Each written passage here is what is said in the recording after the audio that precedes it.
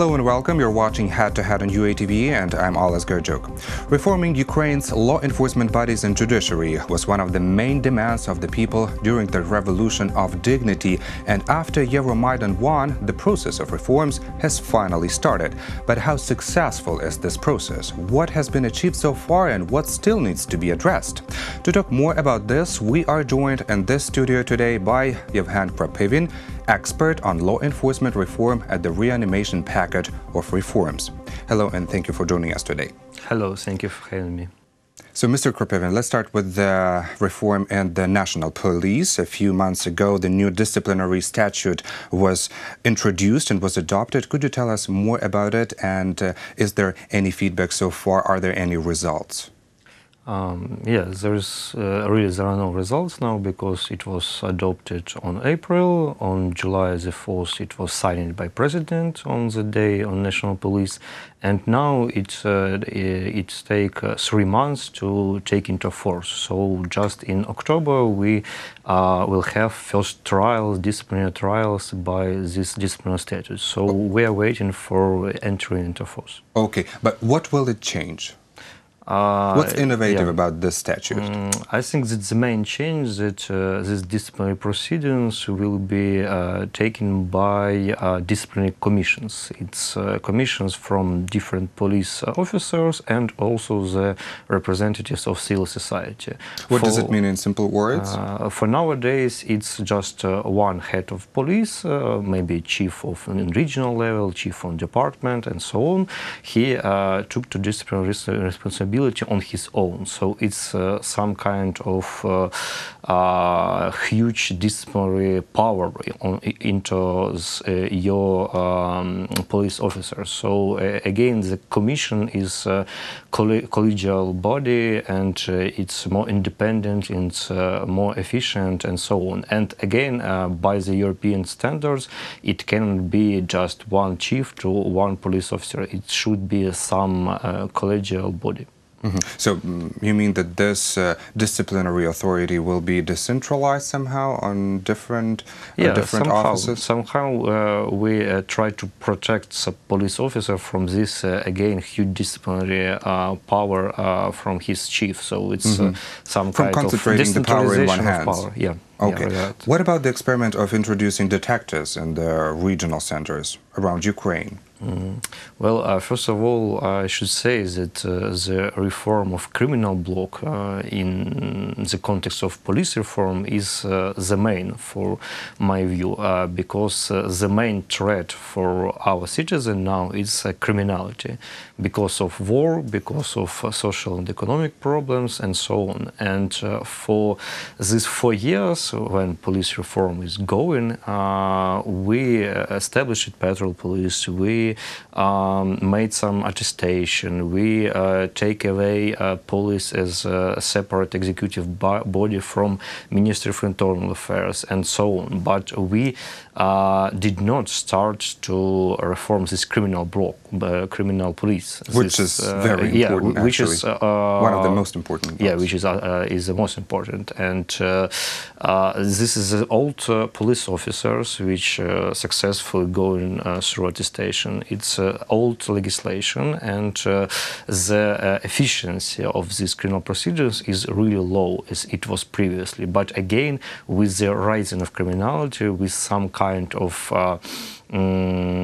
brutalizing the criminality, because it's much more illegal weapons from the east, and it's used by organized crime, by offenders, just some kind of robbery or burglary, and so on. And police nowadays, criminal police doesn't ready for such kind of criminality. Okay. And detectives, it could be Yes. one of the steps to change it. And unfortunately, this experiment is not successful. Why? First of all, because the parliament and the heads of national police do not support it, because we need some legislative changes to provide this experiment. We need some real pressure from the heads of department and Now it's some kind of sabotage when just ordinary investigators, ordinary operative workers, they do not make all the work of detectives. So who are detectives are? It's some kind of merging, united two functions, two positions: position of investigator and position of operative workers, and they do not want to do this. But who does sabotage this initiative? The police personnel?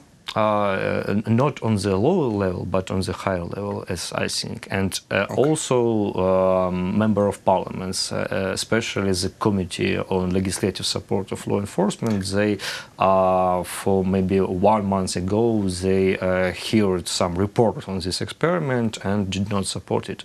What's the reason for this sabotage, in your opinion? It's what's the interest? In some kind, it's question of quality of this experiment, because again, it's not so pure, so clear as we wanted. Because the scheme how to conduct this experiment is not clear. Well, no, it's a question of, again, who provides it, like on a lower level, on these detectives. They are trying to work as previously as you was operative unit or investigator, you still doing your job. It's some kind of divide of powers, divide of functions. But again, detective should be universal. He should make all the work operative plus investigative. So without some kind of control, without some kind of public reports on this experiment, for the 1.5 years, no one asks police how the experiment is going, and now we have such result that it's some kind of weak experiment, not quality enough, and again, member of parliaments, the higher authority of police, they did not support it. Okay, so you say that this experiment is failing. Yeah, one more thing, that again, the experiment on detectives, it's not the one thing to reform criminal police. The second one is also important, is adoption of criminal misdemeanors by Parliament, by Verkhovna Rada. This law is preparing for second reading. Why is this important? So it's in the process right now? Yeah, it's in process, and one is important because detective could be more qualified, more universal police officer, but now every investigator has near 200, 300 of proceedings, amount of proceedings in the same time. So it's too much to handle. Yeah, it's too much. And instead of maybe 30 or 40 as regular as it be in Europe. So criminal misdemeanors can decrease this level and again help detectives doing their work. So it's some kind of two parallel reforms: detectives, criminal misdemeanors, and one cannot exist without other. So it's a question for Parliament. Again, it's prepared for the second reading. But how will they decrease it? Decrease it by take this function, take this power to investigate to lower level units, some kind district police officer, petrol police, and so on. It's just about. So it's about delivering tasks. Yeah, but it's about some lower level crimes, not heavy crimes. Because for heavy crimes, it should be detectives with lawyer qualification and so on. Okay. Well, another important issue to discuss, Ukraine's State Bureau of Investigations. The new institution is ready to start operating in September, and Roman Truba, the director of newly established State Bureau of Investigation, was in this studio also, and he shared his aspirations with us. Let's listen. Це моя мета, щоб My aim is to say in a few years that we're similar to the FBI in some aspects. In which aspects? Analytics, innovation, and flexibility. These are the indicators and characteristics that the State Bureau investigation should strive for. We plan to start the first criminal proceedings in September. It will not be in tens or hundreds, it will be in thousands of criminal proceedings. The other bodies, which have initiated and carried out pre-trial investigations, will lose this opportunity from September. So what's your take on the preparations to launch this new law enforcement body? Well, now this new, really huge law enforcement body, State's Bureau of Investigation, is just 17 people. And 17? Yeah, just 17.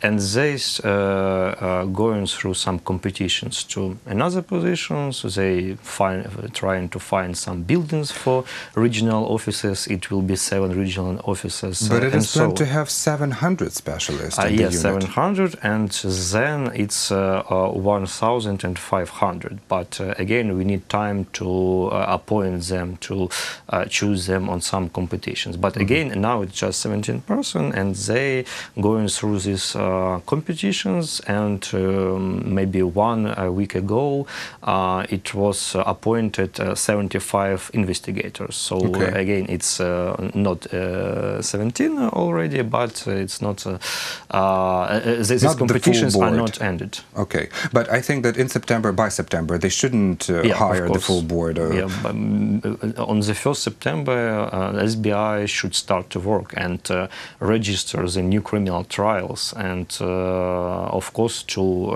investigate them on some terms, on some duration. You should have enough resources and also human resources. After analyzing the process of its organization, how efficient would you expect this institution to be? Well, it's a really interesting question, because we usually have some comprehensive answer as political will, and maybe also it depends on political will, because now the efficiency of SBI, it's a question not of the SBI but of the parliament and of the prosecutor's office. Why? Why? First of all, why the parliament? Because the law on SBI is really weak, and it has a lot of things which should be changed. And from maybe March of this year, Parliament have the law with these changes, and there is started some maybe political game or some pressure on this SBI.